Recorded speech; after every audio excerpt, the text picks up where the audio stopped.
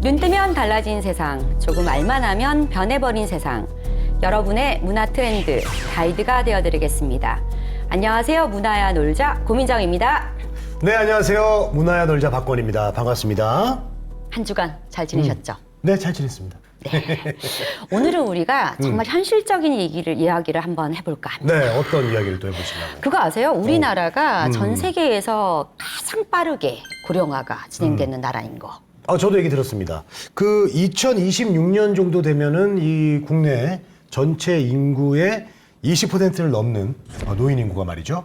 초고령 사회로 접어들게 될 거다. 뭐 이런 예측들을 하고 있어요. 맞아요. 그리고 심지어 그 20년 후, 20년 후에는 3명 중에 1명이 노인이 되는 세상이 온다고 합니다. 야, 그러니까요. 이게 그래서 우리가 사실은 이제 초고령 사회를 맞이해서 미리미리 준비하는 게 좋지, 그때 닥쳐서 뭔가 나 어떻게 살아야 되지? 그런 것보다는 준비를 하는 게 좋지 않나 생각을 합니다. 네. 자, 그래서 우리나라보다 10년 먼저 초고령 사회에 들어섰어요. 일본이요. 그래서 그 사례를 좀 살펴보면 좋을 것 같아요. 맞아요. 이게 초고령 사회에서 중요한 건 뭐냐면 오래 사는 게 중요한 게 아니라 그쵸. 어떻게 행복하게 사는가, 이것이 더 중요하다고 합니다. 맞습니다. 자, 그래서 오늘 특별히 모셨습니다. 네. 시니어 트렌드 연구가이기도 하면서요. 그리고 이 일본 쪽에서 또 이 시니어 쪽에 깊이 연구한 전문가이시기도 합니다. 네네네. 김웅철 박사님 모셨습니다. 네, 어서 오십시오. 반갑습니다. 자, 시니어 트렌드 연구자이시고 또 은퇴 관련돼서 컬럼니스트도 하시고 맞죠? 네. 본인 소개를 한번 직접 우리 시청자분들께 해주시죠. 네네. 저는 100세 시대에 새로운 시니어 라이프 스타일을 연구하고 있는 김웅철입니다. 그 관련해서 책도 쓰고요, 컬럼도 쓰고 있고, 현재는 이제 언론사에서 다른 일을 병행하면서 그런 연구를 하고 있습니다. 반갑습니다. 반갑습니다. 저는 사실 뭐 이렇게 시니어 전문가라고 하셔가지고 시니어신 줄 알았는데 주니어신데요? 외모가 너무 시니어에 들어갔다고 볼 수가 있습니다. 그러세요? 네. 되게 근데 댄디하시고 젊어 보이십니다. 그러십니까? 감사합니다. 네. 네, 요즘 제가- 시니어들은 이렇게 그렇죠. 옛날 시니어하고 달라서. 맞아요. 그리고 제 연구만 그렇게 하시지 또 제가 직접 겪어보니까 이 마인드나 네. 이런 부분들은 주니어가 맞습니다. 주니어요? 네네. 네, 알겠습니다. 자, 초고령 사회를 대비해서 일본의 사례를 또 연구를 하셨습니다. 그런 관련된 저서를 또 집필을 하셨는데 그 다른 나라도 많아요. 그런데 일본의 사례에 어떤 좀 집중을 포커스를 두신 이유가 뭘까요? 이제 제 개인적인 커리어하고도 관련이 있는데요. 제가 이제 신문사에서 근무를 하면서 일본 특파원을 이제 경험을 한 게 2000년도 초 중반에 일본 특파원을 경험한 게 있었는데 그 2000년도 중반이 바로 이제 우리나라 같은 일본이 초고령 사회에 진입하는 단계였거든요. 이제 그 경험을 이제 가지고 우리나라도 이제 그런 경험을 미리 전달을 하는 역할이 필요하겠다. 그래서 이제 일본 쪽에 집중을 해서 이제 여러 가지 글도 쓰고 있습니다. 그리고 그 저서 혹시 못 읽어보셨죠? 네네네. 이 저서가 정말 읽을만하고 도움이 되는 저서입니다. 뭔데요? 직접 설명을 하시기 바랍니다. 어떤 책이죠? 그 이제 연결되는 말씀인데요. 네. 초고령 사회 일본에서 길을 찾다라는 이제 책이고요. 한 4년 정도 전에 이제 나왔고, 여러분들이 관심이 있어서 지금 한 10,000권 이상, 10세 정도 이제 이렇게 찍어서 관심이 이제 많이 있는 것 같고요. 내용은 역시 이제 일본이 이제 우리나라보다 아까 10년이라고 MC 분께서 얘기하셨는데 더 길게는 15년, 20년 전부터 빨리 앞서서 일본이 이제 진행되는 것 같고, 그 고령화가요. 예. 그 이제 다양한 이제 일본이 겪고 있는 고령화에 따른 이제 문제점, 비즈니스 기회, 여러 가지 부분을 우리가 미리 좀 벤치마킹해서 좀 우리나라도 고령 사회로 똑똑하게 좀 대응을 했으면 좋겠다는 마음에서 여러 가지 일본의 10년, 15년 앞선 고령화의 그 세계를 담은 겁니다. 그 책에. 네. 아니 근데 사실 그 일본이 좀 이렇게 장수하는 분들이 많다고 들었어요. 네, 네, 그렇습니다. 그게 뭐 이유가 좀 짜게 자극적이 먹지 않아서 그런 것도 있다. 뭐 저는 어디선가 저 주워 들은 것 같아가지고. 네, 네. 뭐 이제 그런 거에 대해서는 뭐 일본의 뭐 식생활이랄지 여러 가지 일본의 뭐 습관, 삶의 습관 등이 이제 관계가 돼 있는 것도 같고요. 네. 어쨌든 간에 지금 일본이 세계에서 가장 늙은 나라라고 해야 되나요? 초고령 국가고요. 네, 늙은 나라요. 네. 그렇죠, 그렇죠. 그래서 노인 대국이라고도 노인 하고 이제 그러는데 전체 인구에서 아까 20년 후에 우리가 3명 중에 1명이 고령자가 네. 된다고 말씀하시는데 실제로 일본은 이미 거의 30%를 고령화율이 육박을 하고 있습니다. 예, 예. 아, 근데 이런 얘기 들으면은 왜 초고령 사회가 초고령 사회가 과연 나쁠까? 그럼 좋을까? 근데 중요한 건 뭐냐면 초고령 사회에 딱 들어가서 네. 우리가 받아들이는 직면하는 문제들은 뭐가 있을까? 그런 부분들에 우리가 좀 포커싱을 좀 해야 될 부분이 있거든요. 그러니까 저는 일단 저처럼 이제 전문가는 아니지만 제가 네. 저 같은 일반 사람이 딱 생각했을 때는 초고령화 사회가 되면은 딱 이거부터 걱정될 것 같아요. 일할 사람이 별로 없다. 그런 거부터 먼저 저는 떠올라요. 그리고 저는 또 뭐냐면 가장 현실적으로는 왜 은퇴하고 난 다음에 왜냐면 수명 길어졌잖아요. 그렇죠. 아, 뭐 먹고 살까? 이런 것도 걱정이 그럼 되고. 어떻게 뭐 하고 살까? 자, 예, 예. 또 만난 김에 그런 만난 얘기 김에. 좀. 네, 만난 김에 우리가. 네. 이제 지금 말씀하신 거하고 이제 같은 건데요. 네. 지금 두 가지 크게 이야기하면 네. 초고령 사회가 되면 이 진짜 나이 드신 분들, 예를 들어 90, 85세, 90세 이상 분들의 숫자가 네. 엄청 많아지는 그런 이제 그 초고령자의 인구가 많아져서 네. 이 많은 인구를 어떻게 사회적으로 부양해야 되고 하는 이제 여러 가지 문제점이 이제 하나 있는 거고요. 방금 네. 말씀하신 이제 고 박사님 말씀하신 대로 또 하나는 이제 이거는 평균 수명이 길어지는 거죠. 100세 시대가 됐는데 은퇴 후에 거의 30년, 뭐 10만 시간이라고도 이야기를 하는데 그 부분은 노후를 어떻게 잘 보낼 수 있을까? 이 큰 두 가지의 문제를 어떻게 해결해야 되느냐? 어떻게 우리가 이제 닥쳐서 여러 가지 문제점을 풀어가야 되냐? 이런 크게 두 가지 문제가 있는 것 같아요. 그렇습니다. 이제 초고령 사회가 되면 이제 닥칠 문제들이 이제 있을 텐데 주거 형태나 또 문화나 이런 또 새로운 풍경들이 또 생길 것 같고요. 초고령화 되면서 뭐 이제 좀 우리가 트렌드에 좀 항상 좀 신경을 많이 쓸 수밖에 없는데 이 뉴 트렌드가 있습니까? 이 초고령화 시대를 맞이해서? 뉴트란데라고 하면 이제 너무 광범위하게 그러니까요. 어떤 분야마다 네. 다 트렌드라고 할까요? 이게 그 대표적인 이제 용어로 하나 친다면 이제 시니어 쉬프트. 그러니까 모든 사회 현상이라거나 비즈니스 타깃이라거나 이런 네. 게 시니어로 옮아간다라고 보시면 되고요. 네. 뭐 그게 이제 뭐 예를 들어 우리나라도 그러는데 이미 택시 기사가 예전에는 젊은 분들이 택시 기사를 많이 하다가 우리나라도 요즘에 보면은 거의 할아버지 가까우신 분들이 택시 기사 하는 경우가 많이 있잖아요. 네네네. 그런 식으로 직업군도 고령화가 되는 부분도 있고 백화점에 오는 고객들의 이제 그 나이 연령대도 고령화되면서 백화점 같은 경우에서도 예전에는 젊은이들을 위해서 이제 여러 가지 매장 설치나 여러 가지 운영을 해왔지만 이제 고령자 중심으로 하다 보니까 예를 들어 일본의 대표적인 이제 거리 신주쿠라는 거리가 있는데 네네네. 거기에 고령자 아지트라는 백화점이 있어요. 예를 들면은 거기 같은 경우에는 엘리베이터 열고 닫히는 속도도 약간 느리게.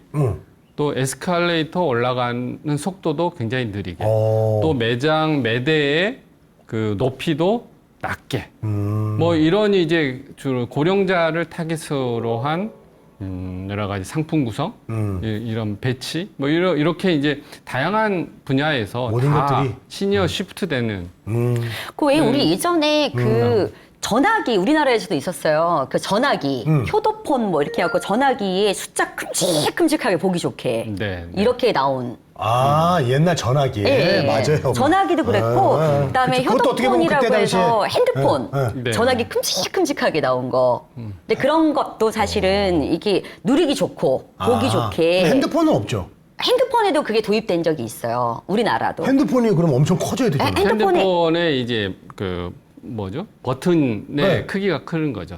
예, 버튼 예, 크기만. 예. 오. 근데 그렇게 만들어져 있었고, 네. 그래도 그 예전에 저는 좀 약간 또 신기했던 광경 중에 그 당시에 우리나라는 별로 없었는데 일본이나 미국에 보니까 그런 뭐 테마파크나 뭐 이런 데 가고 하면 네. 그 아르바이트 하시는 안내데스크 계신 분들이 또 그 어르신들 어르신들 되게 많더라고요. 네, 네. 우리나라는 그런데 뭐 잘 노인들 안 쓰고 예. 뭐 그다음에 비행기에 스튜디오스 할 때도 네. 노인들 별로 안 쓰고 그랬는데 그런 변화도 있지 않아요? 그러니까 이제 아까 말씀드린 부분이기도 한데 그렇게 우리나라는 지금 고속도로 통행료 받으신 분들이 이제 중년 여성분들이 좀 네, 많이 맞아요, 많이 맞아요. 받았어요. 네네. 근데 이미 일본은 십몇 년 전부터 이제 고령자분들이 그 일자리를 차지하고 있고 편의점 같은 데 가더라도 이 돈 주고받는데 거기서 일하시는 분들이 캐셔. 캐셔. 네. 캐셔가 이제 고령자분들도 많은데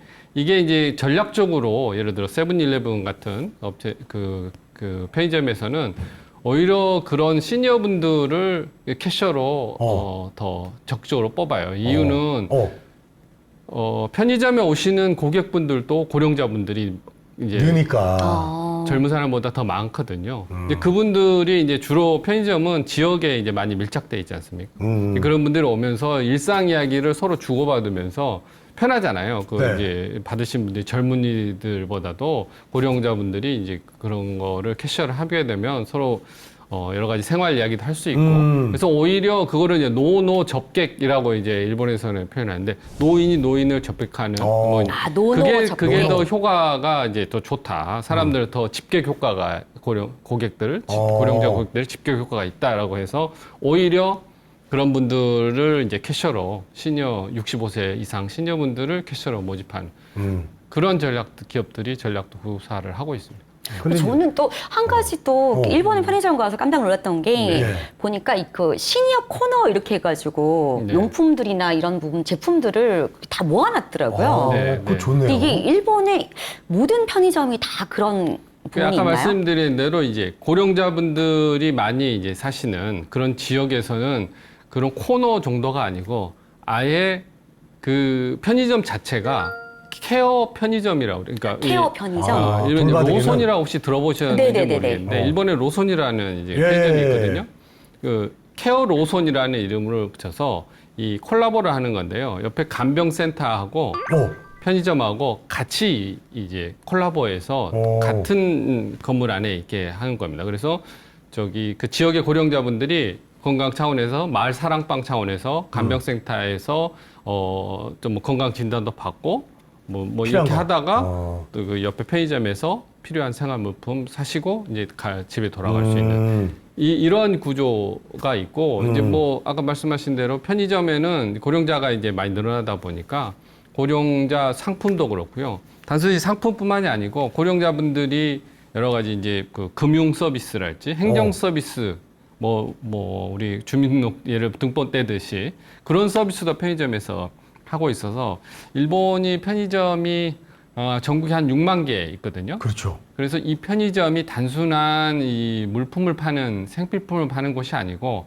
그 지역의 고령자분들의 생활 인프라로서 역할을 하고 있다. 그래서 굉장히 이제 일본 사회에서 주목을 하고 있는. 제가 알기로는 또 일본에서는 그 편의점을 또 그 독거노인들 이런 네. 이제 음식 도시락 배달하는 거기서 받아갈 수 있게끔 네. 뭐 그런 얘기도 들었거든요. 왜냐하면 보통 우리나라에서는 음식을 왜 집에 배달해 주잖아요. 근데 굳이 그 편의점까지 오게끔 해서 뭐 그렇게 서비스를 해주는 일본에서는 와서 오게 네, 일본 편의점. 왜냐하면 또 그게 더 힘들 것 같은데. 아니 근데 그게 또 이유가 있더라고요. 뭔데요? 왜냐하면 그렇게 모든 노인들 대상은 아닌데 움직일 수 있는 노인들한테는 네. 그 정도 거리는 일부러 나오라는 거예요. 그래요? 일부러 이렇게 이동을 유도하는 방법도 있고 또 편의점뿐만이 아니고 일본에 가면 이제 보통 가면은 이제 지역에 상가들이 모여 있는 곳이 있는데 네. 거기 상가에서 식사 서비스를 하면서 오히려 배달하지 않고 그 상가로 이제 이동을 몸을 움직이게 하는 거죠. 그래서 이제 건강 개방도 도움이 될 수 있고 사람들하고 네. 교류도 할 수 있도록 그런 말씀하신 이제 부분이 있습니다. 네. 그러면은 지금까지는 이제 그 고령화가 되면서 네. 이제 거기에 있었던 직업군들의 연령대가 좀 높아지거나 이런 걸 높아지죠. 말씀하셨는데 네. 그렇다면 고령화가 되면서 새롭게 생긴 직업들도 있을 것 같아요. 그런 것도 있습니까? 새롭게 생긴 노인을 위해서 직업들, 새로운 직업들. 예를 하나 말씀을 드리면 네. 이동 전문 인력이라고 할까요? 이거 이제 고령자분들이 나이 들면 여행하는 이제 굉장히 이제 즐거움도 이제 많이 그렇죠. 가지고 특히 여행객 그 중에서 고령자분들이 많이 차지할 거예요. 근데 이 고령자분들이 몸이 저기 불편하신 분들도 있을 거고 예를 들어 휠체어 타신 분도 있을 거고 네네. 젊은이들 같이 이렇게 빨리빨리 걸어 못 다닐 수도 있는 거잖아요. 그런 분들의 이제 여행에 대한 욕구는 있고, 그럴 경우에 또 안전성도 이제 많이 이제 담보가 돼야 되는데 그런 고령자분들의 이제 여행을 함께 도와서 같이 가는 뭐 트래블 헬퍼라고 뭐 이야기를 합니다.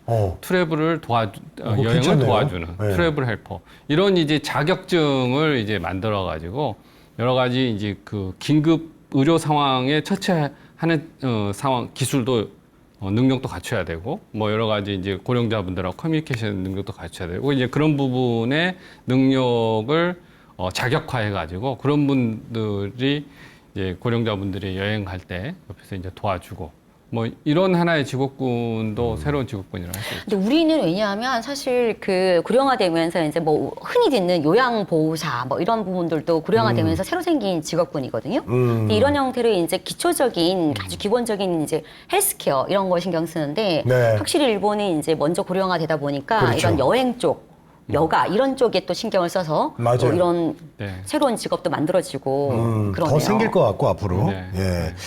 자, 그리고 이제 그 다음에 이제 문제가 나이가 들면은 이제 가장 두려운 게 바로 이제 몸이 아픈 거죠. 그쵸, 몸이 아픈 건강. 게 제일 중요하고.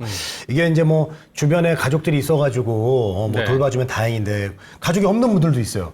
그러면 가족이 없는 분들은 이제 누군가한테 돈을 지불하고 케어를 받아야 되는데 방금 얘기한 뭐 요양 보호사 이런 것처럼. 근데 그것도 경제적으로 좀 넉넉하지 못하면은 그래 받을 수가 없잖아요. 네. 예, 그거 어떻게 해야 될까요? 이런 문제를 좀 이렇게 해결해 줄 수 있는 그런 게 있어요?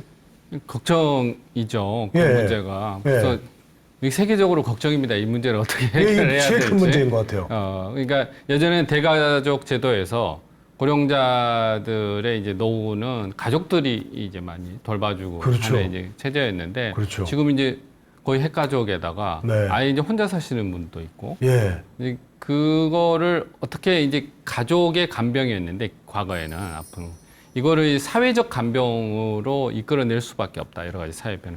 이제 그 부분이 일본을 포함해서 우리나라 뭐 선진국, 유럽 선진국도 이 사회적 간병의 체계를 어떻게 갖추느냐가 지금 고민거리고 큰 과제입니다. 사회적 과제. 그래서 사회적 간병이라는 거는 마을의 가족이 아닌 그 마을에 사는 어떻게 보면 예전에 이제 공동체 같은 건데요. 예. 그 공동체가 혼자 살고 계시는 예를 들어 독거노인 분들을 같이 보호하고 간병하는 체제를 만드는 거죠. 네. 그거를 이제 미국 같은 데서는 그 전문 용어로 에이징 인 플레이스라고 그래서 나이 들어간 장한 플레이스는 그 고령자분이 살고 계시는 곳을 말합니다. 그래서 고령자분이 살고 계시는 그곳에서 뭐 삶의 보람을 느끼면서 건강하게 나이 들어갈 수 있는 체제라고 이제 에이징 인 플레이스라고 하고요.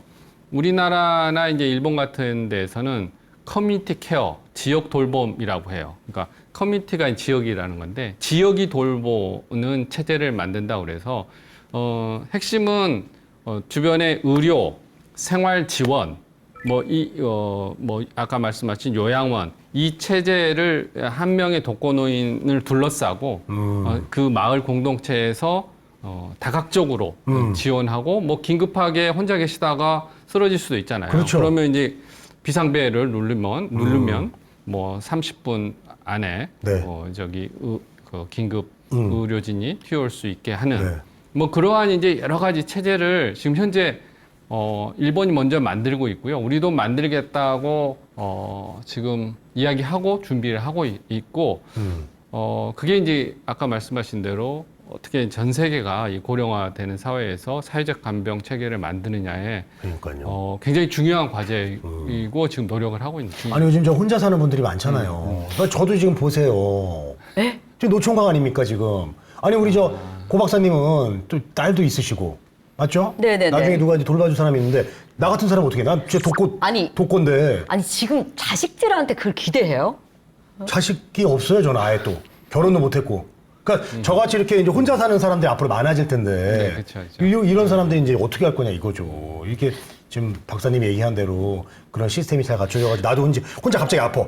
안 되겠다. 딱 누르면 이렇게 누가 와서 날 좀 이렇게 도와줘야지. 그런 시스템은 아까 말씀드린 대로 뭐 이렇게 생활 지원이 있잖아요. 가서 빨래도 하고 무거운 짐도 옮겨 드리고 아주 네. 진짜 일상생활에서 불편하신 분 80대 이상 네. 불편하신 노인분들이 이제 하기 어려운 부분을 세세하게 이제 지원해 준 생활 지원 시스템도 네. 있을 거고 아까 말씀하신 대로 이제 긴급한 의료 네. 상황이 됐을 때 이제 처리하는 부분도 있고 이런 부분이 유기적으로 잘 돌아가려고 그러면 네. 저희들이 또 하나 요즘 알아야 될 게 이 데이터들 있잖아요. 건강 데이터. 예.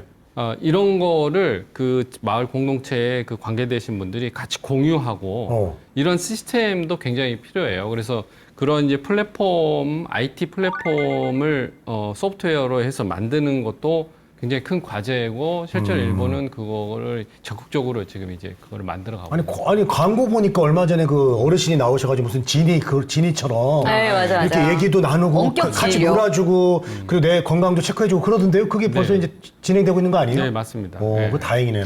나는 그거 하나 더 해야겠어. 근데 이게 그 예전에는 왜 일본에서 먼저 시작해갖고 재가복지 이래서 처음에 네. 이제 뭐 가족들 집에서 이렇게 하다가 이제 지금 커뮤니티 케어 이렇게 하잖아요. 근데 저는 또 주변에서 가장 많이 듣는 이유 중에 하나가 뭐냐면 네. 말 중에 하나가 뭐냐면 그 은퇴하시고 난 다음에 귀농이라고 시골로 많이 가신단 말이에요. 근데 이분들이 또 역으로 뭐라고 하냐면 늙어서는 나이 들어서는 시골 갈 게 아니다. 그쵸. 도시에 살아야 된다. 맞아. 뭐 이유가 뭐냐면 이 병원 시스템 때문에 그렇다. 네. 왜냐하면 큰 병 생겼을 때 네. 작은 병은 괜찮은데 큰 병 생겼을 때 시골에 뭐 그러게요. 지방에 큰 병원이 없다. 네. 그래서 왜냐하면 이 뭐 시간을 완전 초를 다루는. 아니, 그러니까 귀농 기촌은 젊을 때 가야 되는 거예요. 이게 우리가 잘못 알고 있어. 연세가 드시면 귀농 기촌 간다고 생각하는데 조용하고 이렇게 공기 좋고 좋겠죠. 가면 조용히 공기 좋은 곳에서 그냥 죽는 거예요. 그래서 큰 병원 가는데 병원이 왜냐면, 가까워야 돼. 시간이 너무 부족하다. 뭐 이런 얘기들이 있거든요. 네. 근데 곰곰이 생각해 보면 지방이나 이런 시골 작은 마을에는 이제 병원 이런 시스템이 너무 작은 것 같아요. 예전에 일본이 이제 한참 베드타운 해가지고 도쿄 외곽에 단독주택을 이렇게 멋지게 지어서 사는 게 붐이었었어요. 그때 이제 출퇴근 시간이야 1시간 걸려도 이제 그런 이제 맛을 느끼기 위해서 단독주택에 이제 1시간에서 1시간 반 걸리는 곳에 이제 단독주택 짓고 사신 분들이 네. 근데 나이가 들어가지고 70대니까 이 단독주택 관리가 힘들어지는 거예요. 맞아요. 그렇죠. 그래서 그거를 이제 매각도 쉽지 않지만 그냥 비워놓고 아까 말씀하신 대로 도심 다시 와서 이 주로 요즘에 일본에 우리는 이제 요양원 이렇게 되면은 약간 외곽에 있는 걸로 느껴지잖아요. 네.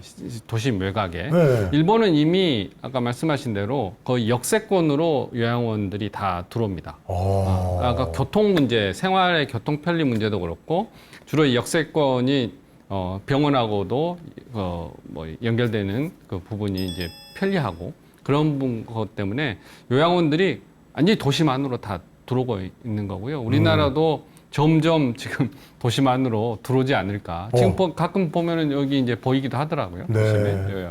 맞아요. 경기도는 많긴 한데 서울에서 네. 이 땅값 때문에. 네. 저 갑자기 부동산 방송 됐는데. 네. 어쨌든 우리가 좀 큰 병원에 좀 가까이 살고 싶어 하시는 그런 생각들이 어르신들이 다 있어요. 저희 부모님도 지금 좀 이렇게 한적한 곳으로 가시려다가 그 병원 건강 문제 때문에 지금 망설이고 계시거든요.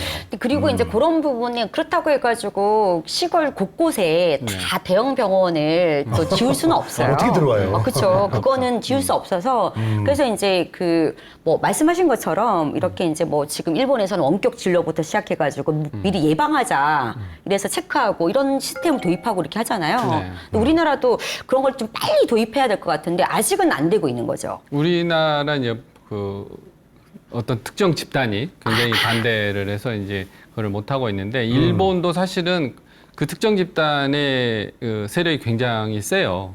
그래서 그동안 못 했는데 이 초고령화라는 물결이 거기를 이제 거슬 수 없는 상황이 돼서 일본도 지금은 완전히 이제 더 그 원격 진료를 규제를 완화한 건 아닌데 이 일부 시범 분야나 어떤 특정 지역에서는 원격 진료를 지금 허용을 하고 있습니다. 그래요. 그러면 이제 우리 저 초고령화 사회가 되면서 이제 그 노인들도 이제 뭐 이렇게 생활이나 이런 것도 또 달라져야 되겠지만 반대로 기업들도 네. 거기에 발맞춰서 이제 얼마 전에 보니까 이제 우리 노인들을 위한 이런 로봇 팔 이런 것도 일본은 이미 개발을 해가지고 네, 네. 뭐 그걸 딱 끼면 이렇게 딱 들기 쉽고 막 이런 게 있더라고요. 네. 그 기업들도 좀 이제 많이 바뀌어야겠습니다. 그리고 도와주는 고령화 어쨌든 간에 뭐 노인들 인구가 많아지면 소비하는 것도 노인들이 많이 하잖아요. 그러니까 이제 기업도 달라져요. 네. 기업들도 뭔가 이제 전략을 바꿔서 이제 노인들한테 맞는 것들을 개발하고 이제 출시해야 되고 그런 사업 방향을 바꿔야 되지 않을까요?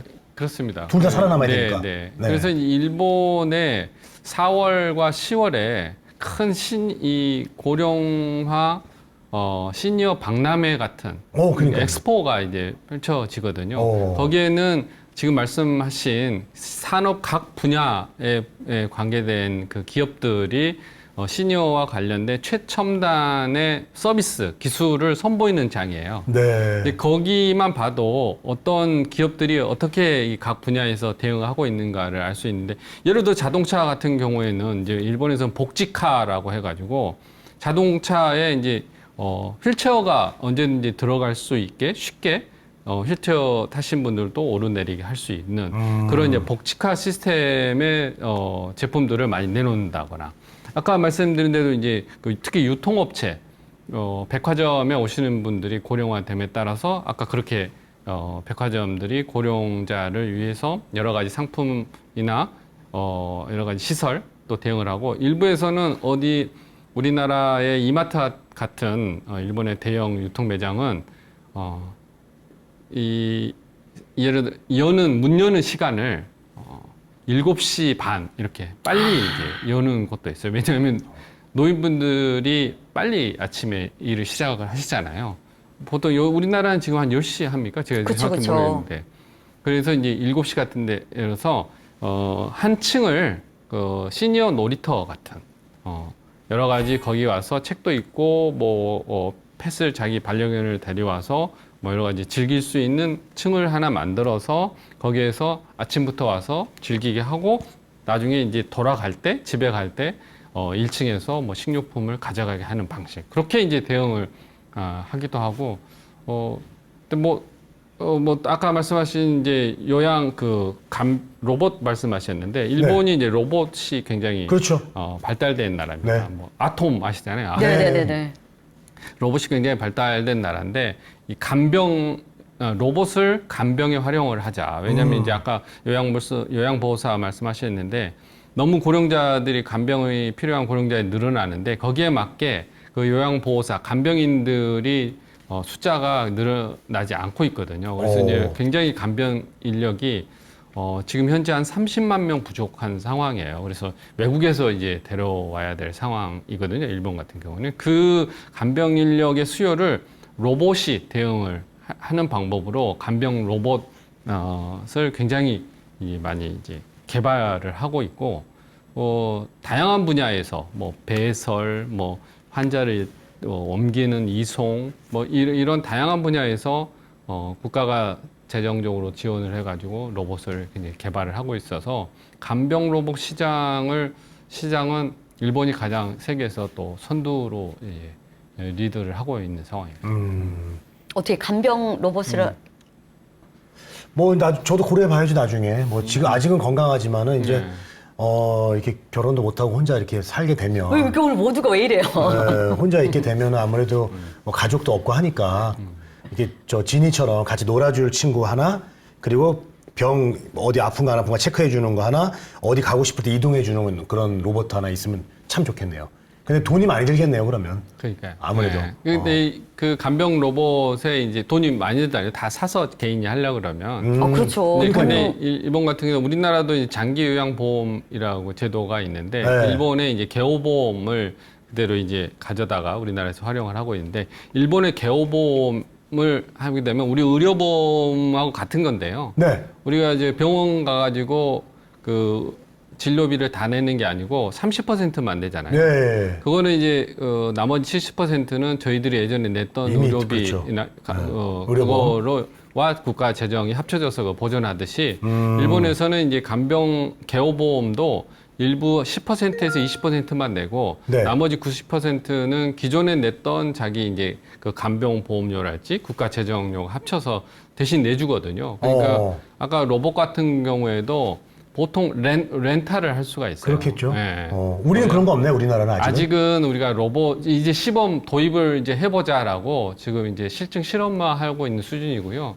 일본은 이미 이제 그게 도입이 돼서 제가 실제로 가봤는데 일본 어디 요양원 같은 데는 그 아까 말씀하신 데 이제 그 로봇 반려견. 네네네네. 들 이제 뭐 소니 아이보 같은 게 있거든요. 예전에 강아지. 있긴 있었잖아요, 예전에. 예. 그거가 한 층에 업그레이드 돼서. 널려 있으면서 예, 요양원에 계시는 할머니하고 이렇게 놀아주는 그런 모습도 볼 수가 있습니다. 우리 그 얘기 나왔으니까. 왜냐하면 이게 또. 로봇 개가. 맞습니다. 100세 시대에 또 시간, 이 100세 시대가 그 장수가 이게 축복이 아니고 재앙이다. 그럴 수 있다라고 얘기가 나온 게 그 시간을 어떻게 보낼 건가? 이것 때문에 그렇거든요. 그래서 여기에 그러면 뭐 하고 보낼 건가? 뭐 하면 행복해지나? 맞아요. 예, 박사님, 우리가 저 로봇 개랑 하루 종일 놀 수는 없잖아요. 맞습니다. 예, 걔도 뭐, 배터리가 다르면은 뭐, 하다가, 이렇게 될 수도 있잖아요. 그럼 우리 뭐 하고 하는 게 좀 활기차게 고령화 시대를 좀 그리고 보낼 수 있을까? 일본에서는 또 왜냐하면 먼저 고령화를 겪었으니까 어떻게 일본의 노인들이 여가를 또 보내고 있는지 그런 부분 또 말씀을 좀 해주시죠. 이제 뭐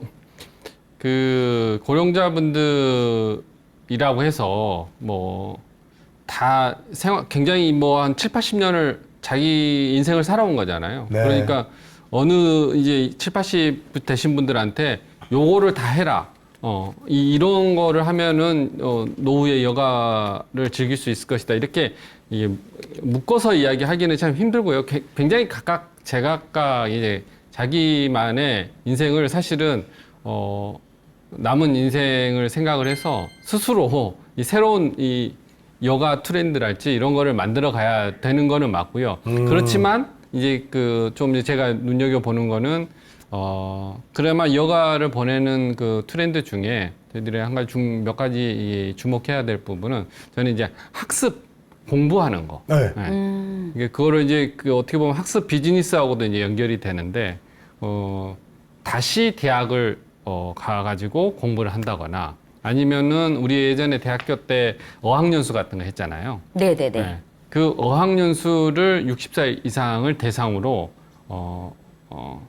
시니어 어학연수, 시니어 유학 프로그램이 일본에 생기거나 그렇게 이제 뭔가를 배우는 이제 그러면서 여가를 보내는 그러한 부분도 이제 굉장히 중요한 것 같고 시장도 실제로 커지고 있고요. 그리고 실제로 그 코로나 때 제가 기사를 한번 읽은 게 생각이 나는데 코로나 때 다 밖에 못 나가고 하니까 그 시기에 이 영어, 외국어 배우는 이 플랫폼 앱이 이제 되게 성행을 하고 성공적으로 됐다고 하는데 거기 대상을 보니까 60대 이상이 또 그렇게 많았대요. 그래요? 생각보다. 아유, 젊었을 때 그렇게 공부 많이 했으면 이제 그만하셔야지. 그렇게 나이 들어도 공부를 시켜요, 머리 아프게. 아니 근데 본인들이 좋아서 그래서 원하는 분들 대상으로. 우리 이제 대학이 애들이 아까 이제 인구 감소 때문에 학령 인구가 줄어서 사실 이제 대학도 이제 굉장히 위기지 않습니까? 일본도 우리보다 더 심한 상황이거든요. 1년에 무슨 한 25만 명의 어느 도시가 없어질 정도로 인구가 감소가 이제 심각한 곳인데 이제 그런다는 말씀은 대학이나 이제 입학생이 그만큼 줄어든 거고 네, 맞아요. 대학도 이제 경영 위기를 맞아요. 직면할 수밖에 맞습니다. 좀 없는데 지방 학교들이 미달 학교가 많아요. 맞습니다. 그래서 그 네. 학교를 지금 지역에서 어떻게 활용할 건가도 얘기가 네, 나오던데요. 바로 이제 그 네. 이야기인데요. 예, 이거는 예. 이제 도쿄 도심에서도 이제 그런 현상이 벌어지기 때문에 예. 그 부족한 부분을 시니어 분들의 평생 교육의 장으로 대학이 탈바꿈하려고 하는 그게 지금 움직임이 크고요. 예. 그래서 이제 그 예를 들어 1년 코스, 6개월 코스, 심지어는 어떤 대학은 아예 이제 학위까지 주는 그 코스를 만들어서 네. 65세, 60세 이상의 분들만 그 입학생을 받아가지고 또 하나의 이제 그 커뮤니티죠. 학습의 이제 고령 시니어 학습 커뮤니티를 만들어 주면서 뭐 저기 대학도 다시 위기를 모면하고 아까 말씀하신 대로 그 긴 시간을 시니어분들도 좀 이제 공부도 하면서 자기도 공부하면서 이제 서로 교류도 하고 그럴 거 아니에요. 거기 이제 새로운 동창들과. 왜냐하면 이게 그 날마다는 아니지만 정기적으로 일주일에 한 번이든 두 번이든 할 일들이 생기는 이 루틴 이런 것들이 되게 중요하거든요. 그렇죠. 네. 하긴 뭐 무조건 집에 있는 것보다. 맞아요. 네. 그래서 그런 부분에서 혼자서 못하니까 같이 학교를 하네요. 가거나 아니면 어울리는. 모임에 참여하거나 이런 네. 부분들이 필요하다는. 네. 근데 네. 그걸 이미 일본에서는 이제 학교나 이런 형태로 하고 네. 있다는 말씀인 네. 거죠. 저 여기서 궁금한 거 네. 아까 질문 드리려고 하다가 네, 어떤 거죠? 까먹었는데 왜 그 박람회 있잖아요. 네. 1년에 2번씩 네, 하는 그 네. 박람회 네, 네. 신기한 거 되게 많았다고 하잖아요. 네. 근데 그 중에 하나 설명을 아까 들었는데 더 신기한 것들이 있었을 것 같아서 그런 설명을 조금 더 듣고 싶네요. 굉장히 많은데요. 네. 굉장히 많은데 제가 예전에 한번 보는 거는 이제 그 박람회는 주로 이제 요양 간병을 위한 박람회가 네. 있는데 예를 들어 일본은 특히 이제 우리나라도 그렇지만 목욕 문화가 발달이 그렇죠, 그렇죠. 네네네. 예. 예.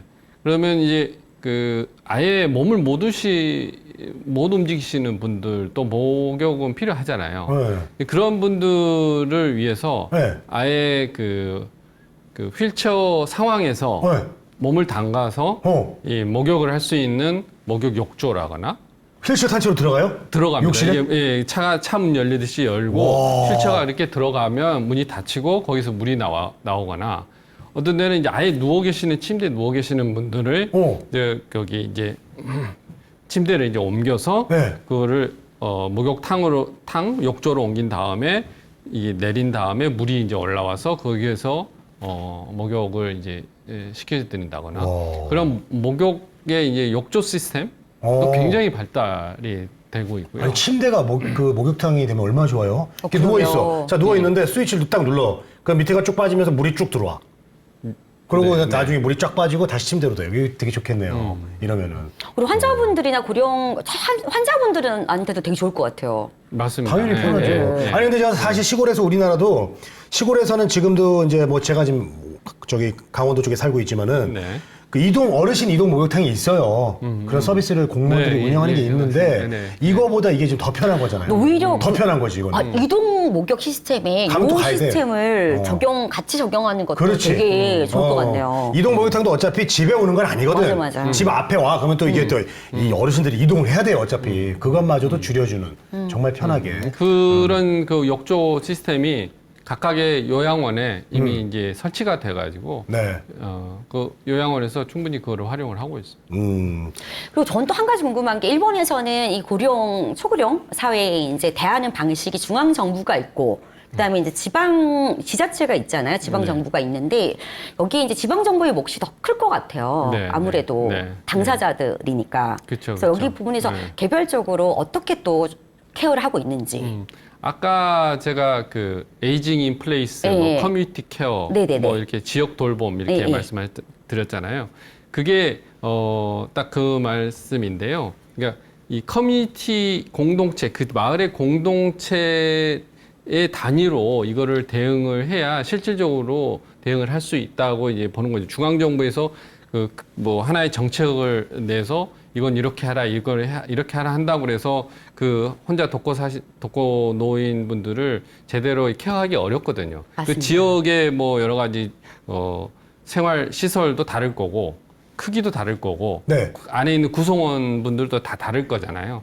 근데 거기에 맞춰서 각각의 공동체, 커뮤니티들이 케어를 할 수 있는 지역만의 시스템을 만들어라고 해서 그렇게 지금 하고 있고, 그게 그 단위를 일본은 중학교 단위. 중학교 단위면 인구가 한 10,000명 정도 되는데요. 중학교 단위로 해서 그거를 다 끊어가지고 각각의 이제 독립적인 그 간병 센터를 지금 이제 구성을 만들어서 대응을 하고 있거든요. 네. 그래서 일본 인구가 한 1억 2천 되는데 그거를 10,000명씩의 이제 간병 그 구조로 나누면은 그러한 지역 그 간병 센터가 12,000개가 생기는 거죠. 10,000개가. 그렇게 해서 굉장히 지역에 밀착적으로 대응을 하고 있는 거는 지금 말씀하신 대로 그렇게 대응을 하고 있습니다. 그럼 거기 안에 커뮤니티 센터 그 말씀하신 그 일본은 지역 포괄 케어 센터라고 이제 하거든요. 지역에서 포괄해서 지역 포괄 케어 센터고 우리나라는 통합 돌봄. 그쵸. 돌봄. 사실 같은 개념인데 같은 개념인데. 그치. 영어로는 커뮤니티 케어. 네. 그 우리나라 말로 한 게 돌봄 케어, 돌봄이에요, 돌봄. 예. 지역 공동체로 해서 맞습니다. 그렇습니다. 자, 오늘은 우리가 이제 그 초고령화 사회를 맞이해서 사회의 변화, 트렌드, 그것을 일본의 사례로 우리가 좀 알아봤다면은 다음 시간에 우리가 이런 걸 좀 알아봤으면 좋겠어요. 이제 우리가 은퇴를 하고 이 사회, 이제 고령화 사회가 되면서 우리들도 이제 고령화가 다 될 텐데 어떻게 우리가 그 은퇴 후에 대비를 하고 노후 준비를 해야 될지 이런 거에 대해서 우리가 좀 알아보면 좋을 것 같아요. 그렇죠. 오늘은 이제 조금 포괄적인 얘기 맞아요. 했다고 하면 다음번에 또 네. 조금 구체적으로 네. 우리가 은퇴했다라고 생각을 가지고 맞아. 그 얘기를 네. 또 해보는데 자 마지막으로 네. 그 방송 마무리 얘기를 요런 얘기를 좀 해주세요. 뭐냐 그러면 저희가 이제 고령화를 맞으면서 네. 우리 개인이나 사회는 또 어떤 방향성, 어떤 자세로 이 고령화를 맞아야 될지 그런 마무리 말씀을 또 한번 해주셨으면 합니다. 쉽지 않은 이야기인데요.